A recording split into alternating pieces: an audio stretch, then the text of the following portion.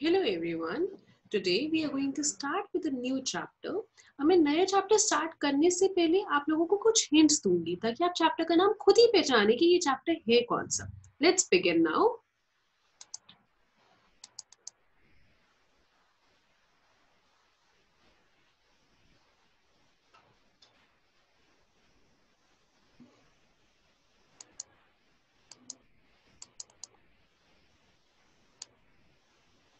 Okay. So first picture में हमें क्या दिख रहा है? एक lemon, dancing lemon, right? Okay. Next picture में क्या है? टैमरिंड. टैमरिंड को हिंदी में इमली बोलते हैं. थर्ड में हमारे पास सोप सोल्यूशन है और फोर्थ में हमारे पास शैम्पू और कंडीशनर है. अगर हम फर्स्ट सेकेंड पिक्चर को ध्यान से देखते हैं सो वी ऑब्जर्व कि दोनों का टेस्ट क्या है? सार टेस्ट है. और अगर मैं नीचे आती हूँ तो अगर गलती से कभी हमारे माउथ में चला गया है तो we know that it's very bitter in taste. और अगर टच करने की बात है तो they are soapy to touch. So ऊपर की दो पिक्चर्स हमें दिखा रही है दैट दे आर सार इन टेस्ट. नीचे की दो पिक्चर्स दिखा रही है that they are bitter in taste and soapy to touch.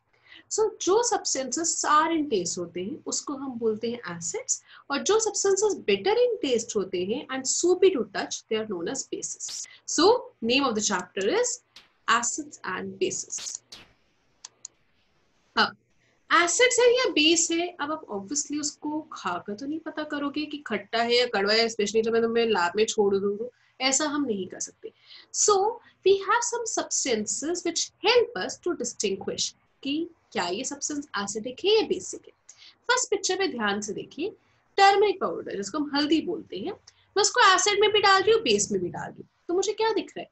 Base में रेडिश कलर आ रहा है, reddish brown colour. So it can act as an indicator. Those substances which change their color in different medium, acids और base में अपने अलग अलग colour show करता है, उसको हम बोलते हैं इंडिकेटर्स. तो पहला एग्जांपल हो गया हमारे पास टर्मरिक पाउडर. सेकेंड पे आते हैं, यहाँ पर क्या है? ब्लू लिटमस पेपर है और red litmus paper. Hydrochloric acid डाला जा रहा है. सो रेड लिटमस पेपर में कोई चेंज नहीं आया, whereas blue litmus paper it is changing into red, so it is showing its acidic nature. अब थर्ड पिक्चर में क्या है?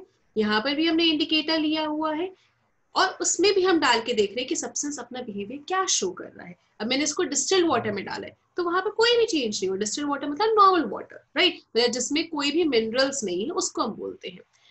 इस वाली पिक्चर में क्या है? बेस है और इसमें पिंक कलर फिनोफ्थलीन डाला जा रहा है जो बेस में पिंक कलर दे रहा है. सो यानी कि if you add the substance in acid phenolphthalein it would be colourless, no change. In case of base it would acquire pink colour. So जो सब्सटेंसेस अपने कलर चेंज करते हैं उसको हम बोलते हैं एसिड बेस इंडिकेटर्स. व्हेयरएज जो अपनी स्मेल चेंज करते हैं उसको हम बोलते हैं ऑल्फैक्टरी इंडिकेटर्स. अब हम देखने जा रहे हैं कि एसिड्स कैसे मेटल्स के साथ रिएक्ट करते हैं. Let's start now. सबसे पहले मेरे पास यहाँ मैग्नीशियम मेटल है, इसको हमने किसी डाइल्यूट एसिड में डाला है. So what you observe? We observe कि यहाँ पर क्या है? बबल्स रिलीज हो रहे हैं. सो ये जो बबल्स रिलीज हो रहे हैं कोई गैस की होंगी. अगर मैं इसके पास पॉप्स बर्निंग कैंडल लेके आती हूँ so we observe that pop sound is released. So pop sound किसकी होती है? वो होती है हाइड्रोजन गैस की. So let's see over here the reaction. It shows that metal plus acid gives you salt plus hydrogen gas. So जैसे अगर sodium है और हाइड्रोक्लोरिक एसिड है तो आप मेरे कर्सर्स की तरफ ध्यान देंगे. ये सोडियम इस क्लोरीन के साथ रिएक्ट करेगा तो सोडियम क्लोराइड बनाएगा और हाइड्रोजन गैस बाहर. सिमिलरली मैग्नीशियम और क्लोरीन रिएक्ट करेगा तो मैग्नीशियम क्लोराइड बनेगा, हाइड्रोजन गैस रिलीज हो जाएगी. यहाँ पर भी यही होगा. एल्यूमिनियम है, क्लोरीन है, उसके साथ रिएक्शन होगा so aluminium chloride and hydrogen gas will be release. Okay, and all these equations are balanced in nature. So hydrogen gas की कैसे presence check होती है? pop sound से. burning candle जो है वो pop sound produce करती है. moving on to next, reaction of bases with metals. यहाँ पर क्या किया मैंने? टेस्ट ट्यूब लिया है, उस टेस्ट ट्यूब में मैंने सोडियम हाइड्रोक्साइड लिया, इसमें जिंक ग्रैन्यूल्स लिया. अब जो भी गैस है मैं उसको escape out होने ही नहीं दे रही, मैं उसको सारी गैस को इस पाइप के थ्रू इसमें पास करा रही हूँ. So I observe over here कि ये भी बर्निंग कैंडल से पॉप साउंड प्रोड्यूस कर रहा है. So again I can generalize that metal plus base gives you salt plus hydrogen gas. तो एग्जांपल में क्या हो गया? 2NaOH plus Zn gives you sodium zincate plus hydrogen gas. So ये आपका हाइड्रोजन गैस रिलीज हो जाएगा. पहले Zn और ऑक्सीजन के बीच रिएक्शन होगा और कॉम्प्लेक्स एनाइन बनेगा जिसको हम जिंकेट बोलते हैं. Then the sodium is going to react with it और आपको सोडियम जिंकेट मिलेगा. Okay? Next, reaction of metal carbonate और बाइकार्बोनेट विद एसिड। होता क्या है, कार्बोनेट्स होते हैं CO3, बाइकार्बोनेट होते हैं HCO3, इसको हम हाइड्रोजन कार्बोनेट भी कहते हैं।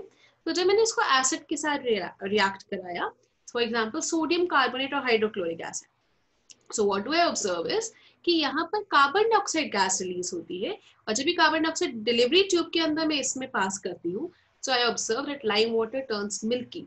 और अगर लाइम वाटर मिल्की टर्न हो रहा है, इसका मतलब क्या है, कैल्शियम कार्बोनेट बन रहेगा, and this shows that over here carbon dioxide gas is released. Have a look.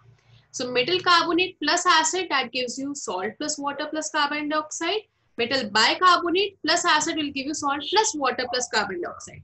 So होगा ये कि आपके पास सोडियम और क्लोरीन सोडियम क्लोराइड बनाएगा, और ये कार्बोनिक एसिड बनाएगा H और कार्बोनेट, ठीक है। पर ये कार्बोनिक एसिड जो है वो बिल्कुल भी स्टेबल नहीं है, तो अपने आप ही टूट जाएगा वाटर और कार्बन डाइऑक्साइड में। सो ओवर हियर प्रोडक्ट्स दोनों में सेम ही आते हैं, it's just a balancing thing which matters.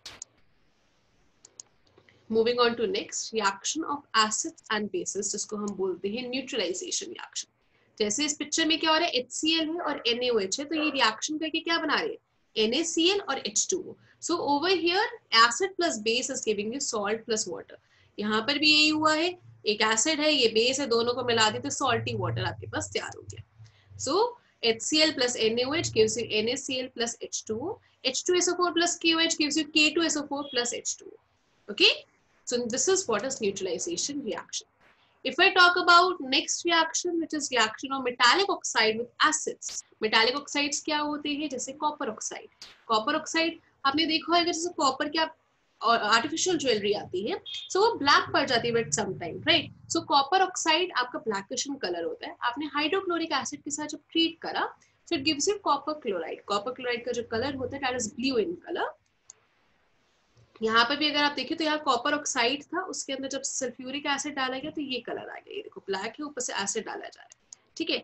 So we can see that metal oxide plus acid gives you salt plus water. अगर हम ध्यान से समझे तो मेटल ऑक्साइड है क्या, एक तरीके से बेसिक का रोल प्ले करे, बेस का। So base plus acid gives you salt plus water, तो एक तरीके से ये न्यूट्रलाइजेशन रिएक्शन का रोल प्ले करे। Okay, so example you have is copper oxide plus HCl, copper और क्लोरीन आपस में रिएक्ट करेगा और हाइड्रोजन और ऑक्सीजन से पानी मिल जाएगा। Next is reaction of non metallic oxide with basis. Non metallic oxide का मतलब होगा जैसे कार्बन डाइऑक्साइड हो गया, सल्फर डाइऑक्साइड हो गया, तो जब ये सोडियम हाइड्रोक्साइड के साथ रिएक्ट करेगा, अगेन आपको क्या मिलेगा, यहाँ से तो वाटर मिलेगा, H और इसका O आपके साथ वाटर देगा, और कार्बन डाइऑक्साइड कार्बोनेट बन के रिएक्ट करते हैं। So this carbonate reacts with sodium to give sodium carbonate. So we can say again, non-metallic oxide plus base gives you salt plus water. ये भी एक तरीके से न्यूट्रलाइजेशन रिएक्शन ही है, क्यों, क्योंकि नॉन मेटालिक ऑक्साइड एसिड की तरह काम करता है। सो acid plus base gives you salt plus water. तो यहाँ पे SO2 प्लस NaOH के बीच रिएक्शन हो रहा है, जो हमें Na2SO3 प्लस H2O मिल रहा है। Fine. So in this video we understood कि एसिड्स और बेस क्या होता है। एसिड्स वो होते हैं जिनका सार टेस्ट होता है, बेसिस वो जो बिटर और सोपी टू टच है। बट ऑब्वियसली अगर मैं इनके बारे में जानना चाहती हूँ तो मैं टेस्ट करके नहीं पता लगाऊंगी, इनफैक्ट टच भी नहीं करना चाहिए, because most of them are corrosive in nature. तो फिर कैसे पता लगाएंगे, we have indicators for them.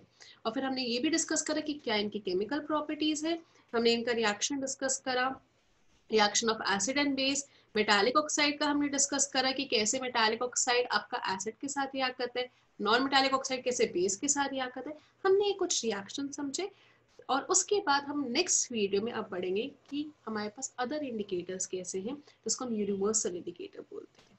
If you have any doubts please let me know. Thank you.